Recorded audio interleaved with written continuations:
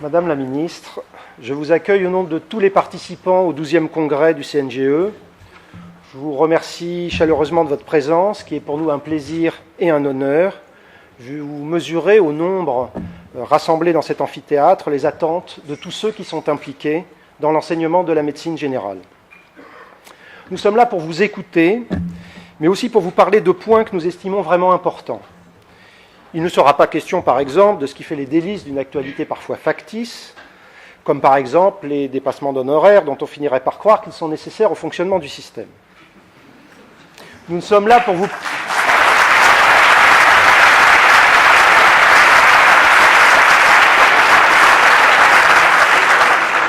Nous sommes là pour vous parler de la médecine générale et de son enseignement, qui sont, Madame la Ministre, des leviers qui peuvent influer sur la société pour plus d'égalité dans l'accès aux soins, pour plus d'efficience du système de santé, pour plus d'attention, pour plus de respect, pour plus d'humanité.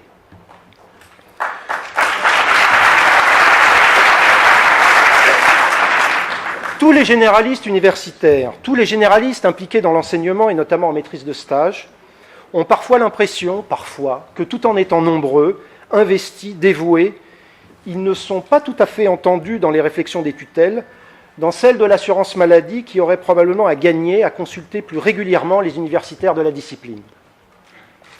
Le jour où un généraliste universitaire sera en responsabilité dans un cabinet ministériel n'est toujours pas arrivé.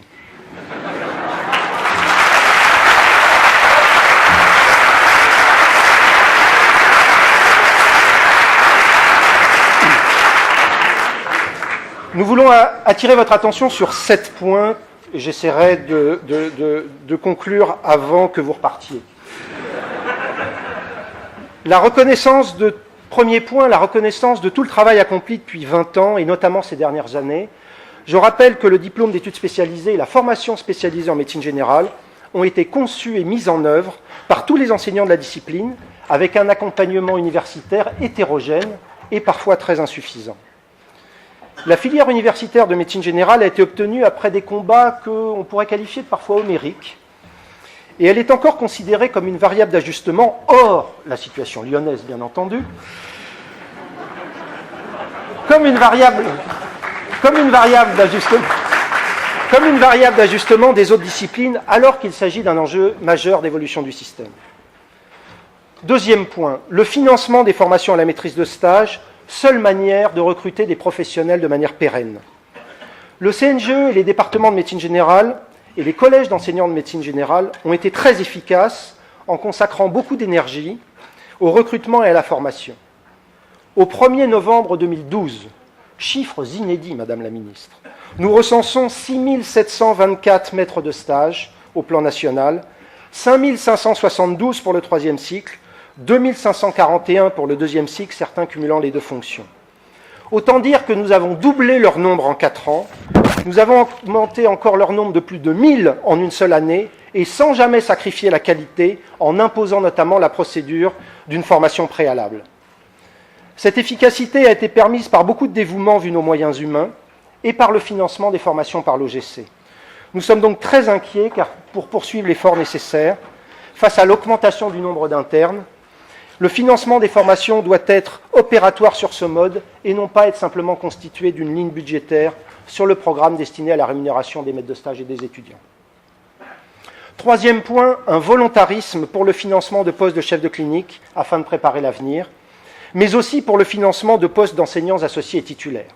Certes, le ministère de l'Enseignement supérieur a la main, mais la double tutelle fait que nous comptons beaucoup sur vous également. Car, Madame la Ministre, nous ne pouvons pas fonctionner correctement avec 120 équivalents temps plein, 35 titulaires et 160 associés mi-temps, pour gérer les 10 000 internes dans le cursus, sans compter toutes les fonctions universitaires, les interventions pédagogiques, ainsi que le stage obligatoire de 2e cycle. Si nous ne pouvons pas fonctionner, nous ne pouvons pas former correctement tous les jeunes à la médecine générale, dont ils risquent de continuer, pour certains d'entre eux, à se détourner, aggravant la crise démographique. C'est en ce sens que nous réaffirmons que les moyens donnés à l'enseignement de la discipline sont une nécessité, un levier au rapport coût-efficacité beaucoup plus intéressant que des mesures ponctuelles d'accompagnement, et en tout cas, beaucoup plus efficace que la récurrence de l'augmentation du numerus clausus qui ne fait qu'augmenter les déséquilibres existants. Quatrième point, l'ouverture de l'université sur l'ambulatoire avec l'inscription d'une dénomination universitaire de maison de santé pluriprofessionnelle sur des critères proposés conjointement par le CNGE et la conférence des doyens. La poursuite du soutien à l'exercice ambulatoire des chefs de clinique avec l'exemple des contrats aidés, où la négociation a abouti récemment à leur amélioration. Mais aussi, par exemple, le financement des déplacements et des hébergements des internes et des externes dans les postes d'accueil loin des CHU. Cinquièmement, le respect de la formation universitaire des internes de médecine générale. Une véritable formation et une logique de formation nécessite l'application du statut de l'interne qui prévoit explicitement 2 demi-journées de formation sur leurs 11 demi-journées hebdomadaires. Et je laisse bien sûr aux responsables des internes les revendications sur leur temps de travail hebdomadaire et sur le repos compensateur, mais qui relèvent également de la même logique. Il est plus que temps de sortir d'une logique axée sur le fonctionnement des services hospitaliers et d'aller vers une logique de formation disciplinaire si l'on veut demain que les jeunes deviennent médecins généralistes.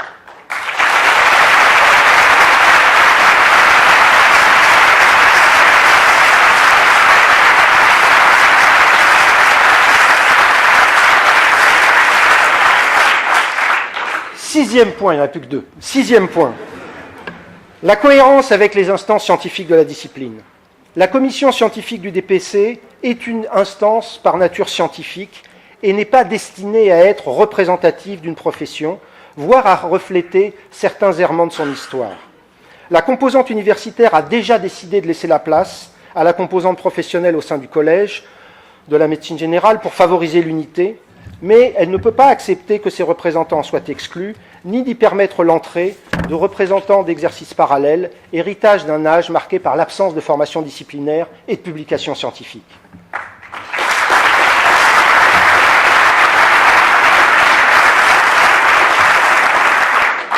Enfin, la cohérence de la formation et de la définition de la discipline avec le fonctionnement du système de santé constituera mon dernier point.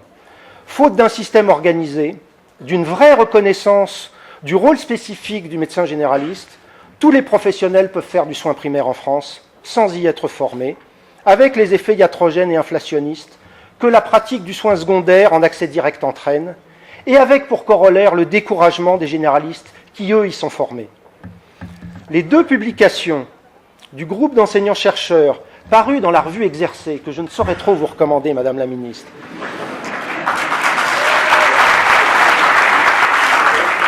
nous permettent aujourd'hui de disposer de constats et de propositions pour les soins primaires. Nous vous permettons...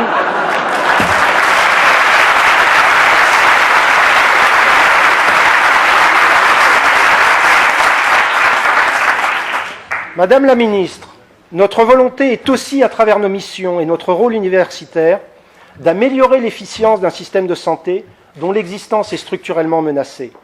Nous vous offrons ces publications, ces constats et ces propositions, car nous souhaitons ardemment qu'elles puissent être prises en compte. Pour conclure, Madame la Ministre, merci beaucoup pour votre venue.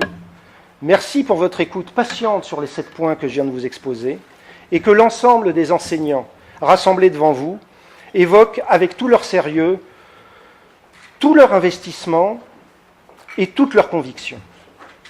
Madame la Ministre, notre travail a ceci de commun, qu'il est au service des patients et de la collectivité. Vous comprendrez donc que nous attendons beaucoup de vous. Merci à vous.